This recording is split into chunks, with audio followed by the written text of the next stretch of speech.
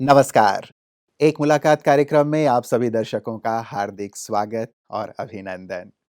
मित्रों, आज हमारे साथ मीडिया जगत के एक बहुत ही नामी हस्ती हैं, बहुत अच्छे पत्रकार और साथ ही लेखक हैं। आप मैनेजिंग डायरेक्टर, चेयरमैन और साथ ही एडिटर इन चीफ हैं भारत एक्सप्रेस न्यूज़ नेटवर्क के। आपने सहारा इंडिया मीडिया जो रहा है और साथ ही तहलका, उसमें भी सीईओ और साथ ही एडिटर इन चीफ के तौर पे अपनी सेवाएँ प्रदान की हैं। तो बहुत ही गहन अनुभव है आपके पास मीडिया जगत का, लोगों की नब्ज़ को जानते हैं, भारत के समाज के नब्ज़ को जानते हैं, इसीलिए ये भी जानते हैं कि कैसे हम उत्थान की ओर चल सकते हैं। आज हमारे इस आध्यात्मिक मंच पर हैं श्री उपेंद्र राय जी। आइए उनका अभिनंदन करते हैं और बातचीत का सिलसिला शुरू करते हैं। राय जी, आपका बहुत-बहुत स्वागत, मैं बहुत आभारी हूँ अभिनंदन। ब्रह्म कुमारीज़ के इस स्टूडियो और सेंटर में आके। मुझे लगता है कि 14 साल से ये प्रतीक्षा थी कि कब चलें और हर बार मुझे इनवाइट ज़रूर आया एनुअल कॉन्फ्रेंस के लिए, लेकिन आज मुझे आने का मौका मिला। तो मैं बहुत 14 आभारी हूँ। वर्षों के बाद आपका आना हो रहा है। बिल्कुल, तो ये 14 तो व एक वनवास जैसा हो गया, श्री राम जी का वनवास था और आपने 14 वर्ष लगा दिए यहाँ आने 14 में। वर्ष इन अर्थों में तो बड़े सिग्निफिकेंट हैं। ज़रूर कह सकते हैं कि मेरे लाइफ़ में कुछ वनवास था जो कट गया और यहाँ आकर के जो है अब वनवास के बाद जीवन का दूसरा अध्याय शुरू होगा। जी। इसको इस तरह से देखा जा सकता है, बहुत बिल्कुल। सुंदर। तो यहाँ आके आपको कैसा लग रहा है? 14 वर्ष तक लगातार आपको इन्विटेशन मिलते रहे, अब जैसे आप यहाँ आए, तो बिल्कुल। क्या लगा 14 वर्ष कहीं पहले आ जाना चाहिए था, ऐसा तो नहीं? बिल्कुल, मुझे ऐसा लगा कि बहुत बार बना भी कार्यक्रम जी, और एक बार मुझे लगता है कि 2014 में जब एनुअल कॉन्फ्रेंस जैसे ये कॉन्फ्रेंस चल रही है, ठीक ऐसे ही आने का समय, तिथि सब तय हो गया था, लेकिन कुछ कारणों से नहीं हो पाया, जी, मैं नहीं पहुँच पाया। लेकिन उसके बाद भी मैं एक बात ज़रूर कहना चाहूँगा कि ये बहुत प्रेम और सम्मान का विषय होता है कि जब कोई बुलाया जाए, बार-बार ना आए, लेकिन 14 सालों में 2010 से लेके आज 2024 है, जी। कोई 1 साल नहीं बीता है जब मुझे एनुअल कॉन्फ्रेंस के लिए निमंत्रण ना मिला हो और निमंत्रण मिलने के बाद न पहुँचने के बाद भी यहाँ की ट्रॉफ़ी मेरे घर पहुँचाई गई है, जो एक तरीके से मोमेंटो होता है या एक प्रतीक चिन्ह होता है, स्मृति चिन्ह होता है जी, और वो सारे मेरे घर में बहुत सुरक्षित मेरे शेल्फ़ में लगे हुए हैं। हाँ, तो एक गहरा रिश्ता तो मैंने हमेशा फ़ील किया जी, क्योंकि हर आदमी के अंदर परमात्मा बसता है और कई बार जैसे होता है कि मछली समंदर में होती है, उसे समंदर का नहीं पता होता है, लेकिन जब कोई मछुआरा उसे निकाल लेता है, तब उसे समंदर के इम्पोर्टेंस का और उसके जीवन के महत्व का पता चलता है। जी, ठीक उसी तरीके से हमारे अंदर आँखें तो हैं, लेकिन हम स्वयं को नहीं देख पाते, बाहरी दुनिया को बहुत गहराई से देखते हैं। और मैंने हमेशा फ़ील किया है कि ब्रह्म कुमारी जो है स्वयं को देखने की अंतर्दृष्टि पैदा करने का जो काम आप लोग कर रहे हैं, वो बड़ा अनूठा है, बड़ा गहरा है। और मैं मानता हूँ कि मेरी जो बेटी पैदा हुई थी, मेरा एक बड़ा अनकहा-सा रिश्ता फ़ील करता हूँ इस संस्थान से कि मैं तब मुंबई में रहा करता था और 5 सितंबर 2005 को मेरी बेटी गौरी का जन्म हुआ था, तो वो ब्रह्म कुमारीज़ एक हॉस्पिटल का संचालन तब करते थे, बीएससीएस हॉस्पिटल जी, अंधेरी जी। वेस्ट में। अभी भी हॉस्पिटल अभी चल भी रहा है वो। जी, अभी भी ब्रह्म कुमारीज़ प्रबंधन द्वारा ही वो हॉस्पिटल चलाया जा रहा है। तो मुझे बहुत अच्छे से याद है कि बच्ची का तो जन्म हुआ, लेकिन वहाँ पे हॉस्पिटल में ही मेडिटेशन सेंटर, वहाँ पे लोगों को कैसे अपने जीवन को सँभालना है, कैसे जो है चिंता तनाव से मुक्त रहना है। मुझे अभी भी याद है कि वहाँ की बहनों ने मुझे कैसे काउंसल किया था, कैसे सारे फैसिलिटी वहाँ पे दिखाई गई थी। तो एक 2005 से लेके अगर देखें 2024 तक, जी। यानी कि 19 सालों का सफ़र जो है ब्रह्म कुमारीज़ संस्थान के साथ मतलब बिल्कुल जुड़ा हुआ है। जब मेरी बेटी एडमिट हुई थी तो मुझे बताया गया था कि ये एक स्पिरिचुअल ऑर्गेनाइज़ेशन है जो इस हॉस्पिटल को लोग चलाते हैं हुँ, हुँ। और आप बिल्कुल चिंतित मत रहिए, ये बहुत अच्छा हॉस्पिटल है। तो जो डॉक्टर थी, जो इलाज कर रही थी, वो भी ब्रह्म कुमारी से जुड़ी हुई थी। जी, जी। तो उन्होंने भी ये बोला कि नहीं यहाँ पे आपको दवा और उपचार तो मिलेगा ही, यहाँ पे मानसिक उपचार भी किया जाता है। जी, जी। तो हमने बोला कि मानसिक उपचार से मैं समझा नहीं, बोला कि आपके मन को स्वस्थ किया जाता है। हाँ, हाँ, हाँ। तो ये जो एक तरीका है, ये मुझे बड़ा शुरू से ही पसंद है बहुत और सुंदर। मैं तो आके बड़ा आपने जो खुश बात महसूस कर कही रहा कि हूँ। एक अंतर्दृष्टि की आपने बात कही जी, कि बाहरी दृष्टि तो हम सबकी है ही अपने-अपने कार्य क्षेत्र को लेकर, जी, जी, चाहे आप मीडिया से जुड़े हैं या कोई भी किसी भी क्षेत्र से जुड़ा हुआ है। बाहरी तौर से हम बहुत कुछ अपने लिए, अपने कार्यों के लिए करते हैं, लेकिन इस अंतर्दृष्टि की जो बात आपने कही और जी। यहाँ सुनी और साथ ही एक जो एक मानसिक स्वास्थ्य की बात कही, आज कितनी आवश्यकता आपको लगती है इन दोनों चीज़ों की है? क्योंकि ज़्यादातर व्यक्ति बाहर ही ज़्यादा भागा चला जा रहा है। मैं किसी का प्रवचन सुन रहा था, एक संत थे, वो किसी के घर मेहमान थे मुंबई में। जी। तो जब वो घर में घुसे, तो देखे कि 2 बच्चे जंगले पर बैठे थे और खेल रहे थे। थोड़ी देर बाद दोनों बच्चों में बहुत कहा-सुनी हो गई। हुँ, हुँ। तो सहसा उन्होंने उठ के पूछा, "बच्चों, क्यों झगड़ रहे हो?" तो एक बच्चे ने कहा कि अंकल अंकल इसने मेरी कार ले ली। तो उन्होंने बोला कि कार कहाँ है और कैसे ले ली? तो उसने बोला कि हम जब आप आए थे तो हम जंगले पर बैठ के चौराहे पर आती जाती गाड़ियों को देख रहे थे। जिस गाड़ी को जिसने पहले देख लिया वो गाड़ी उसकी होती थी। अच्छा। तो इसने इस गाड़ी को मैंने देखा था, ये कह रहा है मैंने देखा था, तो इसलिए ये मेरी गाड़ी को इसने ले लिया।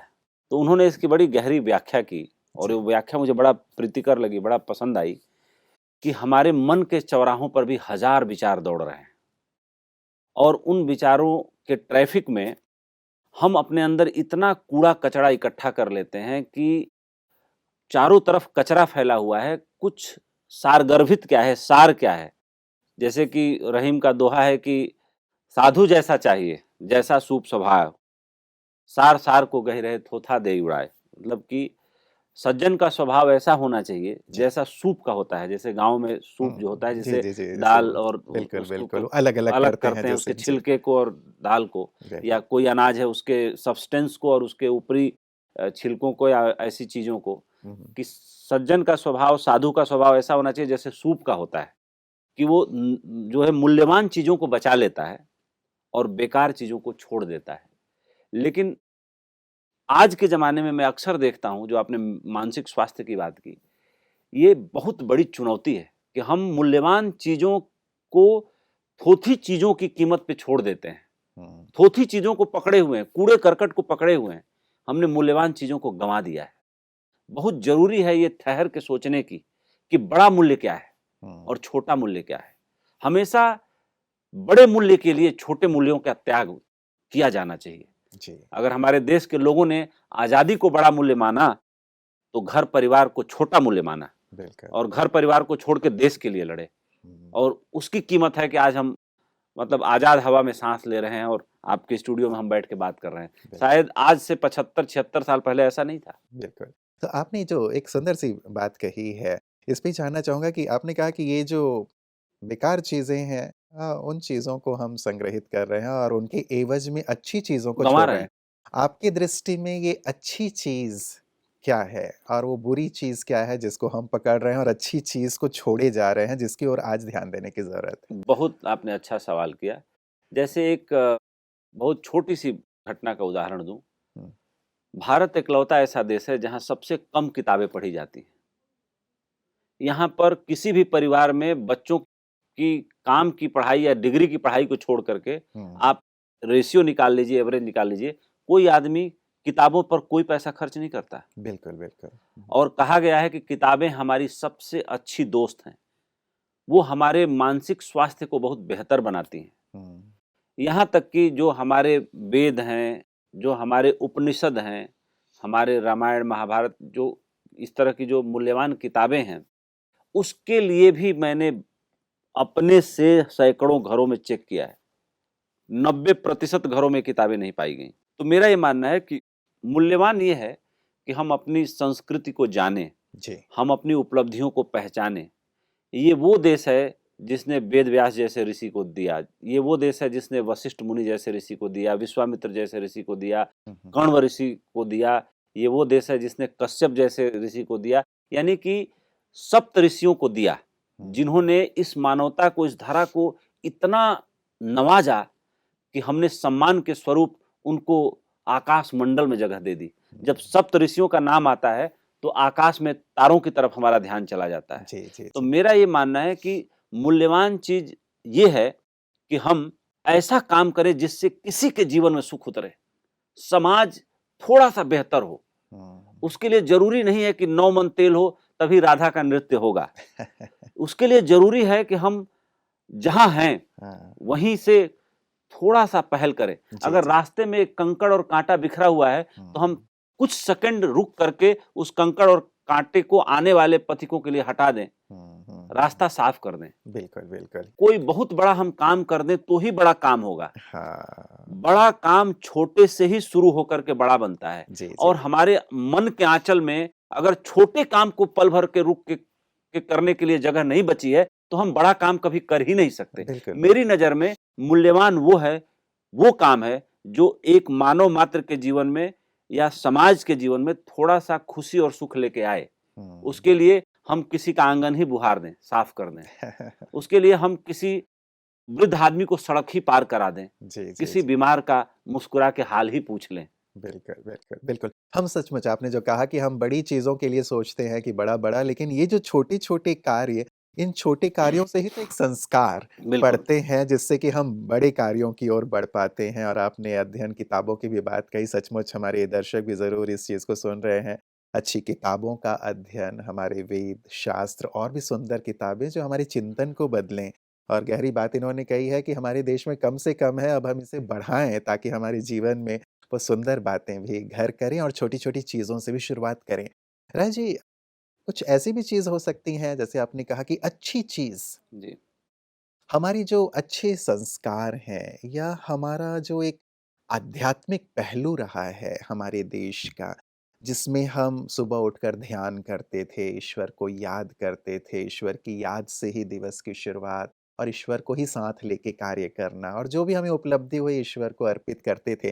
तो ये जो हमारी एक मनोभावना थी, जो हमने अपने बड़ों में देखी, अपने दादा-दादी, नाना-नानी में, आज कहीं भौतिकता की भाग-दौड़ में वो जो अध्यात्म है, वो जो हमारी नींव है, हमारा जीवन, हमारी श्वास रही है, वो छूट रहा है। ये अच्छी चीज़ भी शायद हम छोड़ रहे हैं और बाहरी चीज़ों की ओर भाग रहे हैं। देखिए, होता क्या है कि हम ये सोचते हैं कि जीवन में हमें बस ये बताया गया है कि जो शिक्षा, जो व्यवस्था हमें रोज़गार दे दे, हुँ, वो ज़रूरी है।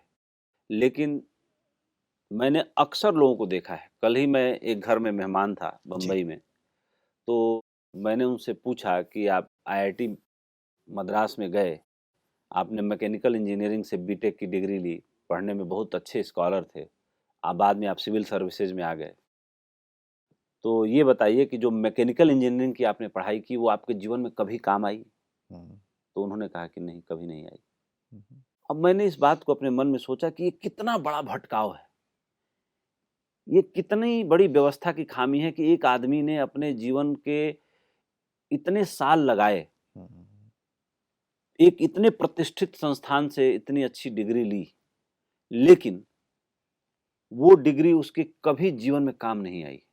केवल रोज़ी-रोटी तक ही सीमित रहे। नहीं, रोज़ी-रोटी अगर उस क्या होता है कि हम सफलता वहीं पाते हैं जिस काम में हमें आनंद आता है हुँ, और जिस काम में हमें आनंद नहीं आता, जी, हो सकता है कि हम समाज के दबाव में, परिवार के दबाव में उस चीज़ को हासिल तो कर लें, लेकिन हमारा आनंद खो जाता है। जी। और आनंद क्यों खो जाता है? इसलिए 2 कारणों से। आदमी को गुस्सा क्यों आता है? सिर्फ़ एक कारण से, कि उसके मन के अनुरूप बात ना हो। हुँ। अगर मन के अनुरूप बात होती रहे, तो शायद हम पता ना कर पाएँ कि इस आदमी को गुस्सा भी आता है। सच बात। उस दिन पता चलता है कि इस आदमी को गुस्सा आता है, जिस दिन उसके मन के हिसाब से बातें होनी बंद हो जाती हैं। हुँ, और तब पता चलता है कि जो ये ऊपरी आवरण था कि आदमी बड़ा शील, धैर्यवान, गंभीर दिख रहा था, वो सब कुछ स्किन की पहली परत के बराबर था। ज़रा विपरीत परिस्थिति आई, ज़रा मन के विपरीत बात हुई, सब कुछ खुल गया। जी। तो जो आपने कहा कि हम हमारी एक दिनचर्या थी, उस दिनचर्या के बारे में आज पश्चिम के जगत के लोग बात करते हैं। हुँ, आज सर्कैडियन रिदम की बात होती है, जो हमारे ऋषि मुनियों ने लाखों साल पहले जी। जब ये सभ्यता पनपी और सभ्यता का विकास हुआ तो ये समझा दिया कि ये जो पूरा जीवन का क्रम है, वो सूर्य की रोशनी से ही संचालित होता है। यानी सूर्योदय से के साथ आप जगते हैं और सूर्यास्त के साथ अपना दिन समाप्त कर देते हैं। यानी जो प्रकृति रूपी ईश्वर, यानी प्रकृति का जो सिरा हमें आंखों से दिखाई देता है वहां तक प्रकृति है, लेकिन प्रकृति का जो सिरा दिखते दिखते विलीन हो जाता है वहां से प्रकृति रूपी परमात्मा शुरू होता है जो प्रकृति को भी संचालित करता है। तो अगर हम सूर्य के साथ अपना दिन शुरू और दिन समाप्त नहीं करते तो इसका मतलब हम प्रकृति के विपरीत काम करते हैं जी, जी। और प्रकृति के विपरीत काम करके बहुत लंबे समय तक सस्टेन नहीं किया जा सकता। अगर हम अपने अस्तित्व के खिलाफ काम करें तो एक दिन हमारा अस्तित्व जो है धीरे धीरे रेत की तरफ बिखर जाएगा। बिल्कुल। तो अगर कई बार काम के प्रेशर में रात को हम जगते हैं, काम करते हैं, लेकिन अगर हम अपनी स्लीप को अच्छे से पूरा करते हैं, अपनी बॉडी को अच्छे से हाइड्रेट रखते हैं, और आज पूरा पश्चिम का जगत जो वैज्ञानिक उपलब्धियों में कहीं हमसे बहुत पीछे था। जी। अल्लामा इकबाल की जो कविता है कि कुछ बात है कि हस्ती मिटती नहीं हमारी, सदियों रहा है दुश्मन दौरे जहां हमारा, तो ये बात बिल्कुल कभी सही थी, हस्ती थी हमारी। लेकिन एक विचार ने भारत का बहुत नुकसान किया कि संसार माया है, रुपया पैसा मिथ्या है, इसके लिए भाग दौड़ करने की कोई जरूरत नहीं। इस विचारधारा ने भारत का बहुत नुकसान किया। क्यों नुकसान किया? कि कुछ भी माया नहीं है। माया तब है कि उस उपलब्धि को हासिल करने के बाद आप कहें जिसने 1 रुपया भी जीवन में नहीं कमाया उसके मुंह से ये बात अच्छी नहीं लगती। जी, जी। अगर ये सब बेकार है या ये पैसा रुपया माया जगत संसार, इसमें थोड़ी सी उपलब्धि हासिल करने वाला अगर ये कहे तो उसके मुंह से थोड़ी अच्छी लगती है। लेकिन एक इतनी बड़ी आबादी है जिसके दिमाग में बात बिठा दिया गया। पश्चिम के लोगों ने नदियों को माता नहीं माना, लेकिन भारत की नदियों की तुलना में पश्चिम देशों की नदियों को जाकर आप देखिए, उनकी स्वच्छता और सफाई के सामने हमारी नदियों की कोई आज औकात नहीं है, कोई हैसियत नहीं है। जी, जी। हमारी नदियां दम तोड़ रही हैं, उनकी नदियां तेज धारा के साथ और साफ पानी उनके अंदर दौड़ रहा है। हालांकि उन्होंने माता नहीं माना नदियों को, हमने माता मानने के बाद भी बहुत दोगला व्यवहार किया। ऐसा क्यों? ऐसा इसलिए कि हमारा ज्ञान सिर्फ शब्दों तक सीमित रह गया है, हमारा ज्ञान आत्मा तक नहीं उतर रहा। कभी आत्मा तक उतरा करता था, इसलिए हम विश्वगुरु थे। बिल्कुल, बिल्कुल। आज हमने स्वयं विश्वगुरु होने का अपमान किया, हमने स्वयं विश्वगुरु होने का दर्जा खो दिया। मतलब अब ज्ञान को अपने जीवन में लाने की जरूरत है। बिल्कुल। और हमारे जिस ज्ञान को सारा संसार माना करता था और आज उसी चीज को फॉलो कर रहा है। मैंने भी देखा था कि हमारे देश के जो युवा है पश्चिमी चीजों के प्रति ज्यादा आकृष्ट हैं और पश्चिमी देश के युवा अब भारतीय संस्कृति की वो और जानना चाहते अध्यात्म हैं। की ओर ज्यादा आकृष्ट हो रहे हैं। बिल्कुल। और शायद यही एक वजह है, मुझे लगता है, कि वो ज्यादा उन्नति की ओर आगे बढ़ रहे हैं बिल्कुल, और पुनः बिल्कुल। हमें अपनी जड़ों की ओर चलने की चलने की, आवश्यकता है। बिल्कुल। अब मैं इस ओर आना चाहूंगा कि आप ग्लोबल समिट में आए हुए हैं राय बिल्कुल, जी, 6 और बजे हमारा सेशन भी है। विषय भी हमारा यही है कि spirituality for clean and healthy India. तो स्पिरिचुअलिटी कैसे क्लीन और हेल्दी इंडिया, न केवल बाहरी तौर पे लेकिन भीतरी तौर पे जिसकी हम बात कर रहे हैं कि अंदर भी एक मानसिक प्रदूषण आ गया है, बाहरी तौर के साथ साथ अंदर कैसे आध्यात्म इसमें मददगार साबित हो सकता है? देखिए, अध्यात्म को लोग धर्म से जोड़ देते हैं। मैं मानता हूं कि भारत देश के अंदर अगर सच्चे अर्थों में कोई 2-3 गहरे आध्यात्मिक व्यक्ति हुए, मैं उस परंपरा में सप्तऋषियों का, ऋषि मुनियों का नाम नहीं लूंगा, लेकिन इस परंपरा में मैं महावीर का नाम लूंगा, महात्मा बुद्ध का नाम लूंगा, कबीर का नाम लूंगा, मीरा का नाम लूंगा, रैदास का नाम लूंगा, गुरु गोरखनाथ का नाम लूंगा, संत एकनाथ का नाम लूंगा, जी। रामदास जी का नाम लूंगा। जो ऐसे संत हुए जिनके जीवन का इतिहास महात्मा बुद्ध, महावीर आज से करीब करीब 3000 साल पहले हुए, लेकिन ये जो बाकी संतों के मैंने नाम गिनाया, कबीर, रैदास, मीरा, ये सब आज से 500 साल के लगभग अंदर हुए। तो ये वो संत थे जिन्होंने सच्चे अर्थों में नई मनुष्यता के जन्म के लिए एक गहरा प्रभाव छोड़ा। महात्मा बुद्ध को मैं मानता हूं कि जिस तरह का ट्रांसफॉर्मेशन उनके अंदर हुआ और जो उन्होंने भारतीय सभ्यता को एक नमक दिया, आज पूरा एशिया महाद्वीप भारत के चरणों में सर झुकाता है, तो सिर्फ भारत के एक लाल महात्मा बुद्ध के कारण। आज भारत को बिलियनों डॉलर की मुफ्त में 100 साल 50 साल के लिए जापान जैसा सुपर मतलब डेवलप्ड कंट्री जो है, छोटा-सा देश है, लेकिन जी। वो अमेरिका की ट्रेजरी के भी 3 ट्रिलियन डॉलर के बॉन्ड खरीद के रखता है। आज अभी हम टोटल 3 ट्रिलियन डॉलर की इकॉनमी है। हुँ, तो कहने का मतलब कि जो आपने कहा कि अध्यात्म कैसे मदद कर सकता है, अध्यात्म हमारे मन के अंदर का गहरा चिंतन है, जीवन जीने का एक तरीका है, एक सलीका है।